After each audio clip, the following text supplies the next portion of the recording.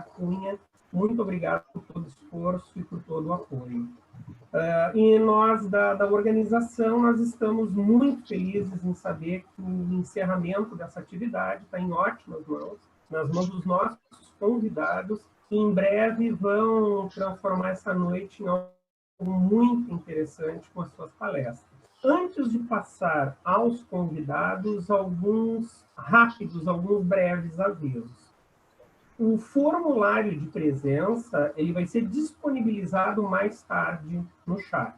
Nós solicitamos que as perguntas dirigidas aos palestrantes sejam registradas a qualquer momento no chat. Nós pedimos a gentileza de que a frase inicie com a palavra pergunta, para ser mais fácil da organização identificar as perguntas que estão entrando, bem como para quem essa pergunta está sendo dirigida. Nós solicitamos também que, ao longo das palestras, os ouvintes permaneçam com as câmeras e áudios desligados, para que não haja qualquer tipo de interferência durante as falas. As perguntas elas serão apresentadas aos palestrantes após as duas falas. Então, teremos as duas palestras de corrido e depois o período para as perguntas e as respostas. Agradeço muito a professora doutora Leni Ribeiro Leite, da Universidade Federal do Espírito Santo, e ao professor doutor Jorge Mário Bastos, da Universidade Federal Fluminense, pela disponibilidade, pela gentileza em aceitarem o nosso convite e participarem nesse simpósio. Passamos a nossa primeira palestrante com uma rápida apresentação. A professora doutora Leni Ribeiro Leite é graduada em Letras, Português Latim, pela Universidade do Estado do Rio de Janeiro, mestre e doutora em Letras Clássicas pela Universidade Federal do Rio de Janeiro, fez pós-doutoramento na Universidade do Kentucky, nos Estados Unidos, junto ao Institutum Studies Latinis Provehendis. É professora de Língua e Literatura Latina da Universidade Federal do Espírito Santo, professora permanente no programa de pós-graduação em Letras e no programa de pós-graduação em História da mesma instituição. É bolsista de produtividade em pesquisa pelo CNPq, atua principalmente na área de estudos clássicos, nos seguintes temas: lírica latina, marcial, epigrama, Estácio, recepção do clássico, representação e ensino de latim. E agora a professora apresenta a palestra intitulada Retórica, Política e Poética sob o governo de Domiciano. Professora, muito obrigado, lhe passo a palavra. Bom, eu começo então agradecendo muitíssimo o convite, né, para estar presente aqui hoje. Agradeço, obviamente, em especial ao Rafael, que me fez o convite pessoalmente, né? O Rafael esteve aqui com a gente no Espírito Santo há alguns anos atrás, justamente participando da nossa jornada, e eu vou dizer que vocês são muito corajosos de fazer uma semana inteira mesmo, que a nossa jornada aqui são 2 dias, eu fico morta no fim, entendeu? Então, assim, uma semana é muita coragem mesmo, porque a gente sabe como esses eventos são maravilhosos, né? Assim, a gente aprende muito, a gente conhece os colegas, mas cansa pra caramba. Então, parabéns a vocês, parabéns a Adriana e Isadora, que é o pessoal que acordou cedo, pelo que eu entendi aqui da conversa, né? E eu vou então passar a minha fala, para que ela não seja muito longa. Eu estou agradecendo também a colega que está passando para mim os slides. Então, como disse o professor Edson, eu tenho essa característica de que a minha formação é em letras clássicas, mas desde o mestrado eu tenho, na verdade, mantido sempre um pezinho nas letras e um pezinho na história, né? Já no mestrado eu fiz algumas disciplinas no IFIX, lá no Rio de Janeiro. No doutorado também tive a felicidade de cursar algumas disciplinas lá, porque meu interesse de pesquisa sempre foi muito intermediário, né? Ficava sempre nesse meio do caminho entre a história e as letras, porque eu sempre achei muito difícil você lidar com a literatura antiga sem ter um preparo de como lidar com outro momento no tempo, né? Que é uma crítica que eu faço aos cursos de letras, né? Principalmente letras clássicas, que às vezes a gente não tem essa preparação teórica mesmo para lidar com o objeto afastado no tempo. Por outro lado, eu sempre me interessei pelo trabalho com o texto propriamente, né? Que então fica mais nas letras. Então, quando eu vim aqui para o Espírito Santo, eu tive essa feliz oportunidade de estar presente nas duas áreas. Então, eu sou vinculada ao Departamento de Letras, mas já desde 2013 eu tenho trabalhado também na pós-graduação em História, onde os colegas sempre foram muito solícitos e me receberam assim com muita alegria. Então, eu tenho já há algum tempo feito esse trabalho. E vocês vão ver que tanto a minha pesquisa CNPq quanto o que eu vou apresentar aqui hoje, tem essa característica, né, de ser assim meio híbrido, né, uma coisa meio história, meio letras, assim, meio história, meio literatura. Eu vou também pedir já desculpa, como eu não tinha assim, muita certeza da plateia, da audiência, eu vou pedir desculpa se de repente eu falar umas coisas meio óbvias, assim, mas eu tentei ser bem didática. E aí, se ficar alguma dúvida, a gente pode aprofundar no momento das perguntas, tá? Bom, então essa minha fala, ela é parte de um projeto mais amplo, e eu preciso dizer isso, né? A gente tem tão pouco fomento na área de humanidades, a gente está sempre brigando, então quando a gente consegue, acho que a gente tem que dizer, né? Essa é parte de um projeto apoiado pelo CNPq, com bolsa de produtividade em pesquisa. Pode passar o próximo slide, por favor. O objetivo dessa minha pesquisa do CNPq, né, ampla, acerca do epidítico, do gênero epidítico retórico, nas chaves do elogio do vitupério durante o governo dos imperadores flavianos. Esse projeto ele congrega elementos de história e de letras para entender as práticas letradas romanas e as representações que essas práticas letradas constroem, refutam ou reafirmam através da construção, principalmente de imagens elogiosas ou vituperiosas de personagens imperiais. Bom, a partir da observação de duas constantes apontadas pela crítica na produção literária desse período, que são, por um lado, que o encômio, o elogio, é um tema literário privilegiado, e, por outro lado, que você tem nesse período uma chamada retorização da literatura, e esses dois elementos, a gente vai ver, eles são criticados, eles são considerados ruins pelo público moderno. O que a gente tenta fazer é observar as marcas desse gênero retórico epidítico, de que eu vou falar um pouquinho daqui a pouco, na produção literária do período e nas representações das relações de poder. Tudo isso informado pela estrutura retórica antiga. Bom, então esse é o tema do meu trabalho, né? Esse tema vem me levando a pensar não só nas figuras que são representadas nos textos, então as personagens que aparecem, mas a própria voz do narrador, a própria fala do poeta, do autor, como quer que a gente chame, né? Essa pessoa, aquele que está inscrito no texto. Não o homem empírico, porque a gente não tem acesso a ele, mas o autor como inscrito no texto. Pode passar o próximo slide, por favor. Deni. Oi. Posso fazer só um comentáriozinho? O seu ventilador está pegando no microfone. Ah, então eu vou deixar ele falar. Vou deixar, vou passar calor mesmo. Pronto. Beleza, obrigada. A gente não tem noção do que está fazendo barulho. Obrigada, Rafael. Bom, seguindo então. Num artigo publicado originalmente em 1985, bem famoso, o Dominique Lacapra diz, eu estou citando ele, né? O estudo da retórica está de novo na agenda dos estudos humanísticos. Mas eu vou pegar um gancho também no que o Anderson Vargas, professor aí da URGS, né, diz num artigo recente dele. Ele aponta que essa frase, de que 85, só foi traduzida para o português em 2013. E ele diz que isso talvez aponte para o discreto interesse dos historiadores brasileiros pelo tema. Ou seja, 30 anos depois da chamada daquela onda de modificações, né, que ocorreram no século XX, que a gente chama de, né, essas mudanças na forma de se compreender a história e sua escrita, principalmente materializada na obra do Hayden White. É uma mudança que também se fez ver na área de estudos clássicos, especificamente, como, por exemplo, o texto do A.J. Woodman, né? Tudo isso que trouxe a retórica para o centro da discussão, como Lacapra diz. Bom, 30 anos disso, nós poderíamos pensar que já não há mais dúvidas de que as fontes constroem sentido sem serem transmissoras inocentes. Ou seja, não há um sentido unívoco e intrínseco. Toda narrativa historiográfica é necessariamente não verídica, no sentido de que não atende a um padrão universal de verdade, mas é conectada à situação de enunciação, ao lugar ideológico de onde ela vem, ou, nas palavras do Andrew Laird, ao lugar do historiador na história. Então, pode-se entender que não é necessário defender que um texto seja considerado historiográfico numa dada sociedade, numa dada época, e não ser considerado história a partir das bases iluministas e cientificistas da disciplina como conformada, né? Ou seja, a gente pode considerar que não é mais parte do papel ou do ofício do historiador hoje justificar o uso de certas fontes.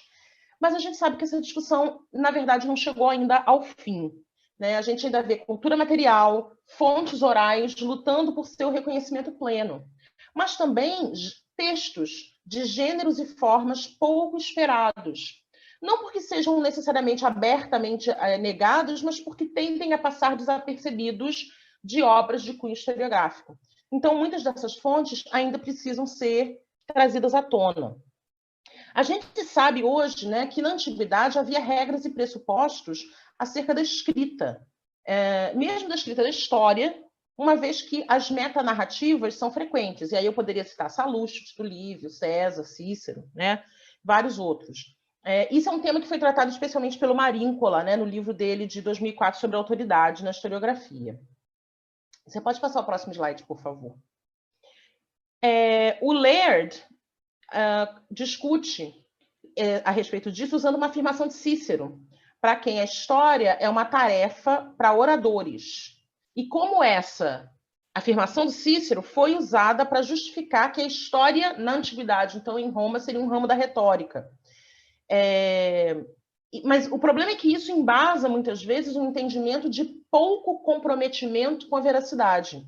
Mesmo que na mesma obra em que há essa afirmação, Cícero tenha dito que, e aí eu estou citando Cícero especificamente, né, está aí no slide, na história tudo deve se voltar para a verdade. Ou seja, ad veritatem omnia referantur. A leitura dessa frase de Cícero, ou seja, de que a história é uma tarefa para oradores e, portanto, uma tarefa retórica, foi usada igualando retórica e ficção, como se todo discurso não fosse, por sua própria natureza discursiva, um ato de ficcionalização. Em resumo, a história escrita pelos romanos foi sujeita a recortes e supressão de fontes, e mesmo os relatos mais próximos dos padrões esperados hoje foram criticados pela falta de precisão, por acrescentar fábulas e lendas, por criar falas de personagens, enfim, buscando-se num texto historiográfico da antiguidade um padrão moderno, né? Se isso é uma realidade para as obras em prosa da antiguidade, é ainda mais verdade com os textos em verso, né? O Hartog fala um pouco disso, né? Ele diz que houve uma superespecialização de gênero historiográfico e, segundo ele, os gregos não inventam história, inventam historiador, né? Como sujeito que escreve. Esse sujeito que escreve a história, ele vai se definindo sempre no negativo, como aponta o mesmo Maríncola, né? Ele não é filósofo, ele não é retor, ele não é poeta. É claro que, se alguém precisa afirmar isso, a gente pode entender que alguém estava afirmando o contrário, né? Aristóteles nos deixou esse debate também. A gente lê na Poética, e aí também está citado aí no slide, que o historiador e o poeta não diferem por falar em metros ou sem eles, pois as obras de Heródoto poderiam ser metrificadas e não seriam menos história com metro ou sem ele. Nas definições de Aristóteles, e a gente poderia citar Políbio também, né, que discutem o que compete ao historiador e qual o seu gênero de escrita em comparação a outros que não parecem aos olhos modernos competir com a história, como a tragédia, a epopeia, a gente adivinha esse posicionamento contrário. Se Aristóteles diz, eu tenho que dizer dessa diferença, a gente imagina que havia, apesar de não ter sobrado para a gente, um posicionamento contrário, que elide, que mistura esses elementos, historiador, poeta, retor, que os nossos autores queriam separados. Importa, então, para a nossa pesquisa entender, por um lado, como essas diversas formas de representar na escrita, representar o eu e representar o outro, né, na escrita romana, podem ser historiográficas. Por outro lado, como o uso dos elementos retóricos, em especial, no nosso caso, os elementos próprios do epidítico, que são o elogio e o vitupério, usam de estruturas previstas pela retórica para alcançar uma verossimilhança na construção de uma imagem que pode ser favorável ou pode ser desfavorável. Mas, ao mesmo tempo entendendo que você não tem um total descompromisso com a veracidade dos fatos, ou ao menos com a veracidade ou com a verdade que aquele autor, posicionado politicamente em um campo específico, quer relatar. Ou seja, todas essas obras, as obras que chegam para nós como historiográficas e as que não chegam para nós como historiográficas, precisam ser estudadas à luz da retórica, porque ela é uma chave privilegiada de leitura para a produção desse período. Ou seja, a nossa pesquisa é parte de um ímpeto recente de reavaliação da documentação, vista como válida para a pesquisa, uma vez que o texto poético foi por muito tempo considerado pouco digno de crédito como matéria historiográfica, e ocupando um lugar secundário, se comparado aos textos prosaicos, em uma tradição que retoma a construção da história desde os 800. Nós defendemos, então, não apenas pelo potencial da poética em contraste com as demais fontes escritas, mas também do aproveitamento da literatura para a iluminação da história política das sociedades do passado, que também é uma defesa feita pelo Andrew Laird, que eu já citei antes. É uma proposta também semelhante à feita pelo próprio Dominique Lacapra, num outro texto dele, né, quando ele está falando da história, quando ele trata da história intelectual de textos complexos, de grandes textos da tradição ocidental. Ele distingue um caráter documentário, e aí eu estou citando ele, que situa o texto em termos de dimensões fáticas ou literais, que implicam a referência à realidade empírica e transmitem informação sobre ela, mas, ao mesmo tempo, um outro caráter que complementa a realidade empírica com agregados e subtrações. Então, né, em outras palavras, o caráter documentário ele situa um texto na referência com a realidade empírica, mas também entende que pode haver agregados e subtrações. Esses agregados e subtrações não são arbitrários, porém. Na historiografia romana, esses agregados e subtrações são parte de uma estrutura de pensamento que é a retórica, como explicita o Laird, que era fundamental na formação e na arte, na formação educacional e na arte da persuasão que todos os escritores latinos recebiam. E aí eu vou fazer um pequeno à parte, é o próximo slide, por favor, só para retomar do que eu estou falando aqui, porque eu vou usar alguns termos técnicos. Eu não achei essa uma figura tão legal em português, então eu trouxe em inglês mesmo, mas é só para lembrar aqui, né? A retórica de base aristotélica, ela é dividida em 5 partes e 3 gêneros. Eu vou falar aqui especificamente dos 3 gêneros, que são o deliberativo, o judicial e o epidítico. O deliberativo é o gênero dos discursos que tendem a aconselhar ou desaconselhar alguém a fazer alguma coisa. O judicial ou forense é o gênero dos discursos que tendem a acusar ou defender alguém de alguma coisa. E o último gênero é o epidítico, que é o que elogia ou vitupera. De maneira geral, as pessoas compreendem bem esses 2 primeiros, o deliberativo e o judicial, como úteis para a sociedade, como importantes no mundo antigo, e o epidítico, em geral, é deixado de lado. Ele é visto como ornamento. Você está só elogiando alguém, para puxar o saco. Tem toda uma questão aí que eu não vou aprofundar agora, mas depois nas perguntas, se quiserem, a gente pode, né? Eu tô olhando justamente para esse terceiro gênero, né? Para o gênero epidítico, para os textos. E quando eu falei aqui em discurso, gente, não é só discurso palanque político, né? É discurso no sentido bem amplo dos estudos discursivos contemporâneos, todo enunciado, toda fala. Eu costumo dizer que toda fala pode ser categorizada em uma dessas 3. Ele é deliberativo, ele é judicial ou ele é epidítico, né? Até a coisa mais simples do mundo, do tipo virar para o meu marido e falar assim: estou com vontade de coisa de jantar hoje. Vamos pedir pizza? Qual é o argumento que eu vou usar para pedir pizza? Qualquer argumento que você pensar aí, a gente entra numa dessas categorias, né? Eu posso tentar aconselhar ele, nossa, é melhor a gente pedir pizza, porque dá muito trabalho para fazer comida, deliberativo. Você não fez comida, então a gente vai ter que pedir pizza. Judicial. Nossa, você está tão bonito hoje, acho que a gente merece isso para a gente hoje. Epidítico. Os exemplos são péssimos, eu sei, gente. Inventei eles agora. Mas é só para dar essa ideia de que a qualquer momento você pode... Qualquer tipo de discurso, ele se encaixa em uma dessas 3 categorias. Mas o epidítico, em geral, é o que se dá menos atenção, até nos próprios manuais retóricos da antiguidade. E uma das coisas, então, que me interessa é justamente olhar para esses discursos, porque ainda que os manuais falem pouco deles, a prática deles é muito grande. E a prática deles vai aumentando conforme vai havendo as mudanças políticas que levam da república ao principado e do principado ao dominato. Então, assim, é nesse campo aí que eu estou trabalhando. foi só uma rápida visualizada assim, do que é retórica. Desculpa se foi muito repetitiva, se vocês já sabiam, mas...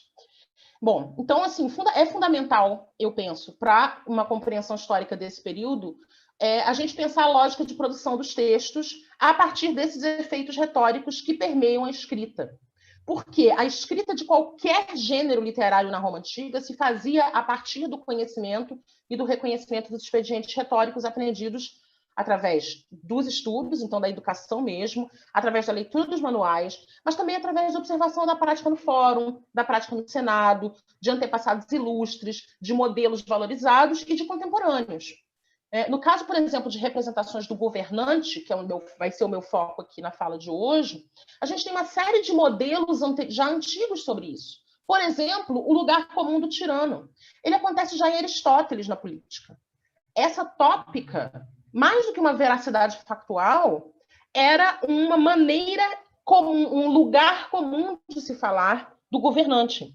E ela aparece em Tácito, em Plínio, em Suetônio, antes disso, em Salustio, em Tito Livio, em Cícero, depois deles, em Dion Cássio, em Velei Paterno, em Aurélio Vítor. Então, você consegue encontrar esse elemento, né, conformando discursos em uma grande extensão de tempo. No século I, que é o que me interessa aqui, porque eu estou chegando no governo de Domiciano, né, que é o período que eu estudo em especial, esse lugar comum, só no primeiro século, esse lugar comum do tirano foi usado em relação a vários personagens, que a gente hoje em dia chama, em geral, conhece como maus imperadores, né? Tibério, Calígula, Nero, Galba, Domiciano, Cômodo, aí já mais para frente, né? Cômodo, Heliogábalo, e assim por diante. Então, o lugar comum do tirano, ele aparece nos exercícios escolares. Ele pode ser observado em controvérsias, que são aqueles discursos de exercício, né, ou de demonstração. Era um tipo de tarefa escolar. Enfim, ele já era conhecido. Quando você passa a ter uma concentração de poder na mão de uma pessoa só, com o advento do principado, isso meio que é o óbvio de se usar pragmaticamente, né? Então, você cria uma relevância política crescente para esse tipo de uso, né? A gente não tem nenhum exercício especificamente envolvendo o tirano, por exemplo, na Retórica Irênio, que é o manual mais antigo romano que a gente tem, né? Mas ele usa os adjetivos, por exemplo, tirânico, crudelis, cruel, que são adequados a esse tipo de invectiva política, né? Aparece também em prescrição ciceroniana. Ou seja, na Instituto Oratório de Quintiliano, aparece o tirano como personagem típico, ou personagem tipo da retórica, né? Ou seja, o que eu estou querendo dizer? A retórica, e aí eu devo esclarecer, talvez eu devesse ter esclarecido antes, que eu não estou falando de retórica como ornamento, ou como enfeite, ou como mentira, que é o uso popular atual da palavra retórica. Eu estou usando retórica no sentido antigo, que é conformação do pensamento, maneira de organizar a linguagem, né? Essa retórica, ela tem esses lugares comuns típicos, associados a certas características de certos temas. O lugar comum na retórica antiga também não é sinônimo de clichê, que é assim, fazer tudo igual. O lugar comum era um lugar mesmo, ou seja, era um conjunto de elementos que todos podiam usar, mas que você tinha que adaptar à sua realidade, né? Esses elementos eles estavam presentes nos manuais retóricos, mas eles convidavam os autores a que eles fossem usados com invenção, ou seja, com a adequação ao momento, né? Se a gente lê o que nós temos hoje a respeito do governo de Domiciano, ou seja, os testemunhos que nos restaram a respeito de Domiciano, iluminados pela compreensão retórica, a gente de cara vai ver o uso desses lugares comuns do comportamento tirânico, que eu estou usando aqui como exemplo, né? Então, o meu exercício é olhar para esses textos e pensá-los a partir da máquina retórica, que é o nome que o Alcir Pécora, que estuda o período colonial brasileiro, né, dá para como você tem esse esqueleto de como fazer, e esse esqueleto, os autores colocam ali os músculos e a carne para fazer daquilo uma coisa diferente. Mas a partir desse esqueleto da retórica, você é capaz de olhar para esses textos. E ao fazer isso, você começa a perceber elementos que são comuns, ainda que trabalhados de maneira diferente em cada um, E esses elementos, eles apontam não para uma realidade empírica, mas para uma maneira de construir o texto que liga esse texto a outros e evoca na mente do leitor um tipo de reação. Então, é esse o exercício. Quando a gente faz isso, por exemplo, com Tácito, Plínio e Suetônio, que são as fontes mais comuns e mais compulsadas para se falar do governo de Domiciano, a gente vê claramente esses elementos, como, por exemplo, o topos do tirano. Né? E a gente entende que entender como esse lugar comum é operacionalizado nesse gênero literário pode clarear esses usos do elogio do vitupério para além da historiografia, em outros gêneros também, para não incorrer no erro de tomar esses ataques literários e retóricos com um valor aparente ou com um valor factual. Esse é um alerta, por exemplo, do Thomas Heibner, no texto dele sobre retórica e política, que é um texto de 2005. Né? A gente, por uma questão de tempo, não vou falar de todos eles, eu vou pegar como exemplo o Suetônio. Né? Tácito e Plínio seriam tão bons exemplos quanto eu vou pegar aqui, por exemplo, só Suetônio, que nas vidas, né, apresenta uma quantidade bem grande de informações sobre a biografia de Suetônio, divididas cronologicamente, mas que eu vou propor aqui uma divisão que não é cronológica. Eu vou buscar uma divisão que é topográfica, digamos assim, né, é dos topoi, né, conforme a ordem prescrita para o gênero epidídico nos tratados antigos, na Retórica Irêneo, no Sobre a Invenção do Cícero, na Instituto Oratória. Esse autor que escreveu, é um anônimo, né, que escreveu a Retórica Irêneo, quando ele trata desse gênero epidítico, ou seja, como elogiar alguém. Ele estabelece que a gente elogia alguém a partir das 4 virtudes cardeais. Pode passar o próximo slide para mim, por favor? A partir das 4 virtudes cardeais, que são a modéstia, a fortitudo, a prudência e a justitia. Né? A modéstia, a coragem, a prudência e a justiça. No tratado, esses atributos são conjugados numa divisão tríplice, né? E ele demonstra como é que você pode aplicar isso. E ele diz também que, para você vituperar, falar mal de alguém, você vai usar as mesmas coisas, só que ao contrário, você vai usar os tópicos inversos.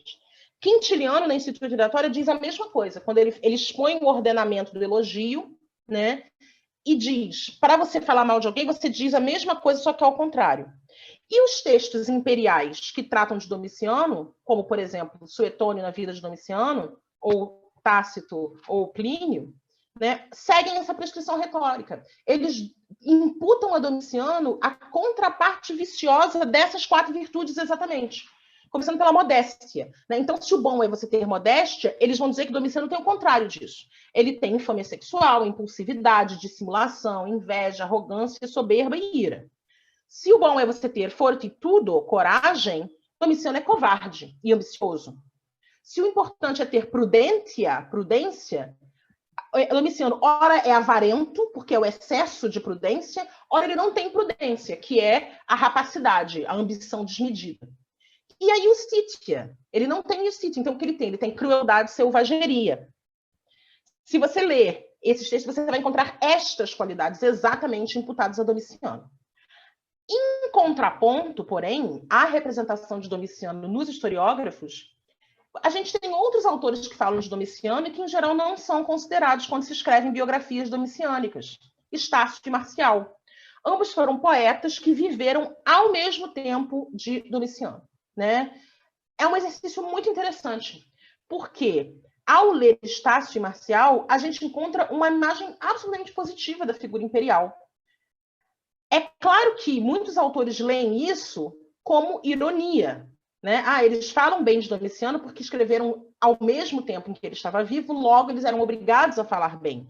Ou eles estavam falando bem, mas era irônico. Na verdade, eles estavam falando mal. Quando a gente, porém, lê os textos poéticos também como construídos com expedientes retóricos, o que a gente observa neles é uma organização e uso de elementos retoricamente codificados no mesmo formato dos vícios observados antes, só que na chave de elogio. Pode passar o próximo slide, por favor. É claro que a gente precisa pensar qual é a razão entre essa oposição, né, de representação do imperador na poesia e na prosa. Primeira coisa que é importante a gente observar é que os prosadores escrevem todos a posteriori. né? O que a gente tem, é claro que Plínio viveu ao mesmo tempo de Domiciano, né? Ele inclusive começou a carreira dele sobre Domiciano, mas a escrita dele do panegírico é posterior. Tácito também, Suetônio também, eles escrevem pós-Domiciano. Então, assim, eles estão inseridos num outro momento político, inclusive, né? Enquanto que Estácio e Marcial estão inseridos no momento em que Domiciano escreve. Né? O que a gente vê nas obras poéticas é a oposição ao vitupério.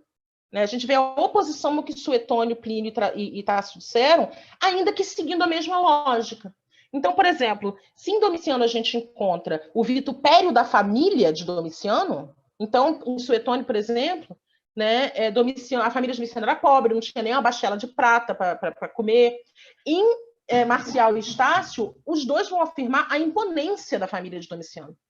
Seu pai e seu irmão eram excelentes generais, a sua família era divina, descendia de Minerva, ele merecia um templo igual ao de Jove. Eu coloquei um trecho do poema, inclusive, né? A glória da Gens Flávia seguirá no alto, com o sol e as estrelas e a luz romana.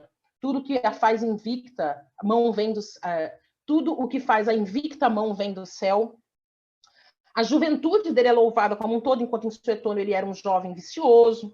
Né? Desde o seu engatinhar, Júpiter teria forjado Domiciano, enquanto que os historiadores eles condenam a morte condenam a juventude do Domiciano como pobreza, eles negam os seus feitos juvenis, chamam ele de fútil, de ambicioso, de insignificante. Isso está em Tácito Histórias. Tem episódios específicos, então o episódio da Guerra Civil no Capitólio, né? Em Estácio e Tebaida, Marcial é a coragem de Domiciano, que estava no Capitólio na defesa da cidade. Enquanto que nos autores anteriores, dos historiógrafos, né, fala que ele se dissimulou, que ele se escondeu, que ele fugiu vestido de mulher. Mas é interessante, assim, eles pegam os mesmos elementos. Um fala bem, outro fala mal, mas o elemento é o mesmo, o exemplo é o mesmo, o momento é o mesmo. Né? Quando o Estácio fala de Domiciano, ele usa elogios, adjetivos como serenos, plácidos, tranquilos, que são o contrário da demência, furor, que são os adjetivos usados por Suetônio, Plínio e Tácito. Então é interessante que é exatamente, não é assim um falando bem por uma razão e o outro falando mal por outra razão. São espelhos, né? Outro exemplo que se dá, pode passar o próximo slide, por favor. Outro exemplo que a gente pode trazer é em relação à própria modéstia imperial, né, na habilidade poética. Então, para Tácito e Suetônio, as habilidades poéticas, a inclinação artística de Domiciano são dissimuladas, têm objetivos escusos. Em Marcial e Estácio, eles falam da ausência de vaidade dele, porque eles falam assim, ele não pede que a gente elogie os poemas dele, ele não pede glória em escrever bem. O que é digno de louvor não é nem que só que ele escreve poemas, mas que ele é modesto ao escrever poemas bem. Né? Quanto à coragem também, então a potência militar dele, as campanhas vitoriosas, os triunfos dele são elogiados em Marcial e Estácio. Né? Tem a guerra contra os catos, a guerra contra os sármatas, a guerra contra os dácios, o triunfo do Alto Norte, tudo isso é louvado. Ao mesmo tempo que, para os historiadores, eles chamam isso de triunfos falsos. Né? Ele fez um triunfo, mas era falso. Na verdade, a guerra dele não foi tão vitoriosa assim. Então, de novo, são os mesmos pontos que são comparados sempre. Né? E aí a gente está entendendo por quê? Porque existe uma pregressão, existe uma determinação pregressa do que se deve usar. Então, se deve falar da juventude. Está prescrito lá no Manual de Retórica. Você vai elogiar alguém, você começa falando da família, depois você fala da juventude, depois você fala das virtudes cardeais. Todos os autores estão seguindo isso, cada um a seu modo, mas todos eles estão seguindo essa progressão. Né? Depois a justiça também é bastante elogiada no ambiente poético, ele é clemente. Oi.